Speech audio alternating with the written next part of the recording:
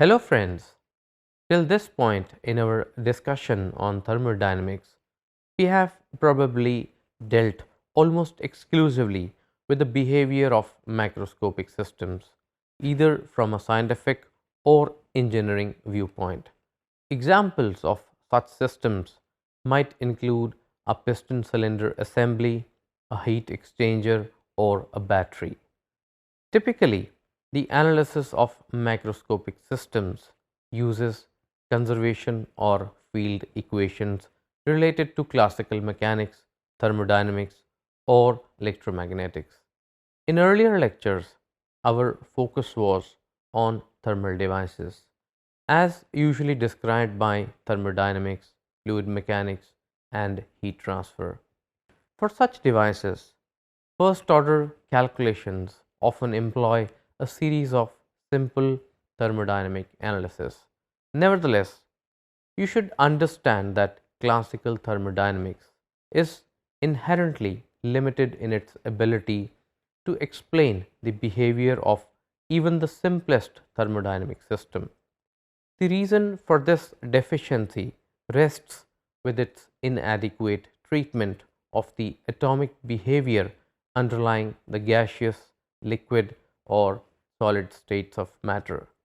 Without proper consideration of constituent microscopic systems, such a simple atom or molecule, it is impossible for the practitioner to understand fully the evaluation of thermodynamic properties, the meaning of thermodynamic equilibrium, or the influence of temperature on transport properties such as thermal conductivity or viscosity. Developing this elementary viewpoint is the purpose of this and the next few lectures, which will be based on statistical thermodynamics. As we will see, such fundamental understanding is also the basis for creative applications of classical thermodynamics to macroscopic devices. The statistical foundation of classical thermodynamics. Since a typical thermodynamic system is composed of an assembly of atoms or molecules, we can surely presume that its macroscopic behavior can be expressed in terms of the microscopic properties of its constituent particles. The basic principle provides the foundation for the subject of statistical thermodynamics. Clearly, statistical methods are mandatory as even 1 centimeter cube of a perfect gas contains some 10 raised to power 19 atoms or molecules. In other words, the huge number of particles forces us to avoid any approach based on having an exact knowledge of the position and momentum of each particle within a macroscopic thermodynamic system. The properties of individual particles can be obtained only through the method of quantum mechanics. One of the most important results of quantum mechanics is that the energy of a single atom or molecule is not continuous but discrete. Discreteness arises from the distinct energy values permitted for either an atom or molecule. The best evidence for this quantized behavior comes from the field of spectroscopy. Consider, for example, the simplified emission spectra. Here, spectrum A displays a continuous variation of emissive signals versus wavelength, while spectrum B displays individual lines at specific wavelengths. Spectrum A is typical of the radiation given off by a hot solid, while spectrum B is typical of that form as hot gas. As we will later see, the individual lines of spectrum B reflect discrete changes in the energy stored by an atom or molecule. Moreover, the height of each line is related to the number of particles causing the emissive signal. from the point of view of statistical thermodynamics, the number of relevant particles, atoms, or molecules can only be determined by using probability theory. The total energy of a single molecule can be taken for simplicity as the sum of individual contributions from its translational, rotational, vibrational, and electronic energy modes. The external or translational modes specifies the kinetic energy of the molecule's center of mass. In comparison, the internal energy modes reflect any molecular motion with respect to the center of mass. Hence, the rotational mode describes energy stored by molecular rotation, the vibrational mode energy stored by vibrating bonds, and the electronic mode energy stored by the motion of electrons within the molecule. By combining predictions from quantum mechanics with experimental data obtained via spectroscopy, it turns out that we can evaluate the contributions from each mode and thus determine the microscopic properties of individual molecules. Such properties include bond distance, rotational or vibrational frequencies, and translational or electronic energies. Employing statistical methods, we can then average over all particles to calculate the macroscopic properties associated with classical thermodynamics.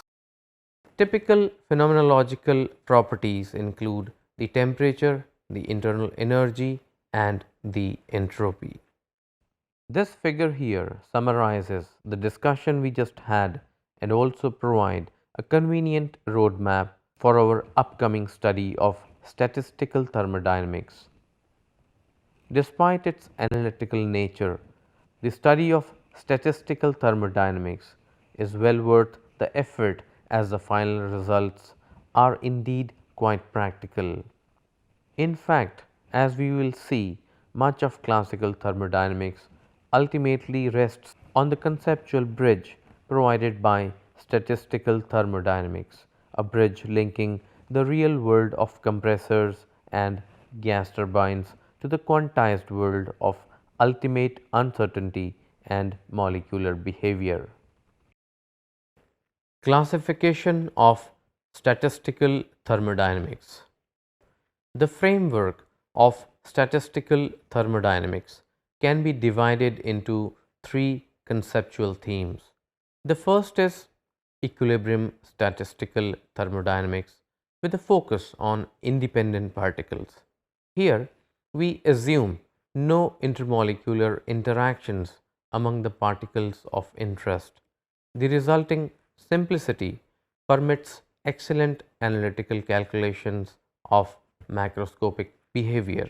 Examples include the ideal gas, the pure crystalline metal, and blackbody radiation.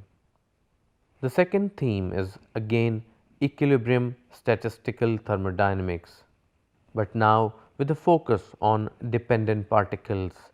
In this case, intermolecular interactions dominate, as for example with real gases, liquids, and polymers. Typically, such intermolecular interactions become important only at higher densities because of the resulting mathematical difficulties. Calculations of macroscopic properties often require semi-empirical procedures. The third conceptual theme might be labeled non-equilibrium statistical thermodynamics.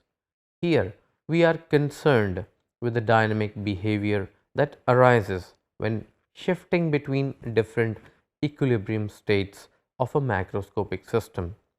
Although time correlation methods presently constitute an active research program within non-equilibrium statistical thermodynamics, we shall focus on those dynamic processes that can be linked to basic kinetic theory. As such, we will explore the molecular behavior underlying macroscopic transport of momentum, energy, and mass. In this way, kinetic theory can provide a deeper understanding of the principles of fluid mechanics, heat transfer, and molecular diffusion. We shall also see that non-equilibrium statistical thermodynamics also provides an important path for the understanding and modeling of chemical kinetics, specifically the rates of elementary chemical reactions. Why statistical thermodynamics? The classification scheme discussed here might please the engineering mind, but it does little to acquaint you with the drama and excitement of both learning and applying statistical thermodynamics. Yes, you will eventually be able to calculate from atomic and molecular properties the thermodynamic properties of ideal gases, real gases, and metals. Examples might include equations of state, measurable properties such as specific heats and the internal energy, and also transit properties such as the entropy and free energies. And yes, you will learn how to calculate various transport properties such as the thermal conductivity and the diffusion coefficient. Furthermore, with respect to chemical reactions, you will eventually be able to determine equilibrium constants and estimate elementary rate coefficients. In summary, the goal of this discussion is to help you master classical thermodynamics from a molecular viewpoint. When some information is delivered by quantum mechanics and spectroscopy to statistical thermodynamics, it then provides the analytical framework needed to determine important thermodynamic and transport properties associated with practical systems and processes. A significant feature of such calculations is that they can bypass difficult experimental conditions such as those involving very high or low temperatures or chemically unstable materials. More fundamentally, however, a study of statistical thermodynamics can provide you with a whole new understanding of thermodynamic equilibrium and of the crucial role that entropy plays in the operation of our universe. As such, you should realize that statistical thermodynamics is of prime importance to all students of science and engineering as we enter the postmodern world. Blackbody radiation. We know any object at any temperature emits electromagnetic waves in the form of thermal radiation from its surface. The characteristics of this radiation depends on the temperature and properties of the object's surface. Careful study shows that the radiation consists of a continuous distribution of wavelengths from all portions of the electromagnetic spectrum. If the object is at a room temperature, the wavelengths of thermal radiation are mainly in the infrared region, and hence the radiation is not detected by the human eye. As the surface temperature of the object increases, the object eventually begins to glow visibly red, like the coils of a toaster. At sufficiently high temperature, the glowing object appears white, as in the hot tungsten filament of an incandescent light bulb. From a classical viewpoint, thermal radiation originates from accelerated charged particles in the atoms near the surface of the object. Those charged particles emit radiations much as small antennas do. The thermally agitated particles can have a distribution of energies which account for the continuous spectrum of radiation emitted by the object. By the end of the 19th century, however, it became apparent that the classical theory of thermal radiation was inadequate. The basic problem was in the understanding the observed distribution of wavelengths in the radiation emitted by a black body. A black body is an ideal system that absorbs all radiations incident on it. The electromagnetic radiation emitted by the black body is called black body radiation. A good approximation of a black body is a small hole leading to the inside of a hollow object. Any radiation incident on the hole from outside the cavity enters the hole and is reflected a number of times on the interior walls of the cavity. Hence, the hole acts as a perfect absorber. The nature of the radiation leaving the cavity through the holes depend only on the temperature of the cavity walls and not on the material of which the walls are made. The spaces between lumps of hot charcoal emit light that is very much like black body radiation. The radiation emitted by oscillators in the cavity walls experience boundary conditions. As the radiation reflects from the cavity's walls, standing electromagnetic waves are established within the three-dimensional interior of the cavity. Many standing wave modes are possible, and the distribution of the energy in the cavity among these modes determines the wavelength distribution of the radiation leaving the cavity through the hole. The wavelength distribution of radiation from cavities was studied experimentally in the late 19th century. Figure here shows how the intensity of black body radiation varies with temperature and wavelength. The following two consistent experimental findings were seen as especially significant. The total power of the emitted radiation increases with temperature. This behavior is described by Stephen's law, which states that P is equal to sigma A E into T to the power 4. Here, P is the power in watts radiated at all wavelengths from the surface of an object. Sigma is the Stephen-Boltzmann constant. A is the surface area of the object in square meters. E is the emissivity of the surface and T is the surface temperature in kelvins. For a black body, the emissivity E is exactly equal to 1. The peak of the wavelength distribution shifts to shorter wavelength as the temperature increases. This behavior is described by a relation called Wend's displacement law, which states that lambda maximum into T is equal to 2.898 into 10 raised power minus 9 meter Kelvin. Here lambda maximum is the wavelength at which the curve peaks and T is the absolute temperature of the surface of the object emitting the radiation.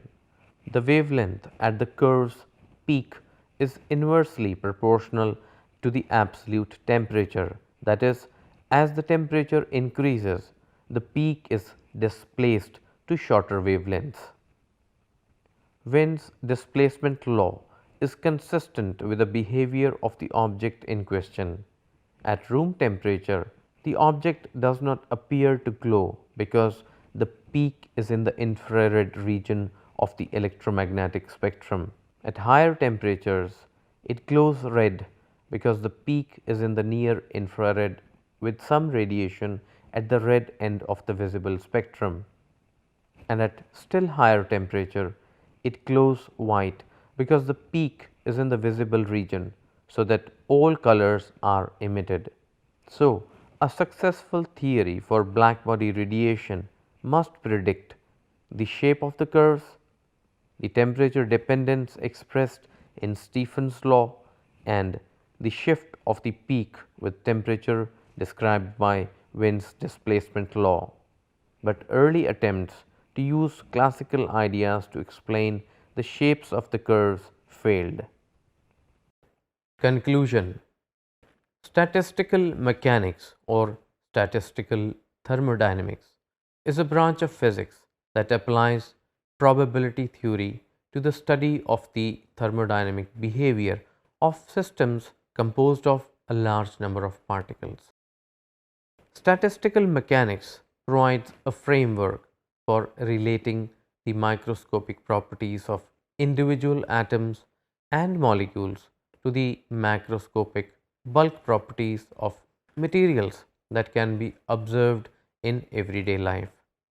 Statistical mechanics provides a molecular level interpretation of macroscopic thermodynamic quantities such as work, heat, free energy, and entropy. It enables the thermodynamic properties of bulk materials to be related to the spectroscopic data of individual molecules. The ability to make macroscopic predictions based on microscopic properties is the main advantage of statistical mechanics over classical thermodynamics. Both theories are governed by the second law of thermodynamics through the medium of entropy. However, entropy in thermodynamics can only be known empirically, whereas in statistical mechanics, it is a function of the probability distribution of the system on its microstates. So friends, that is it for today. In the next lecture, we will talk about Planck's hypothesis.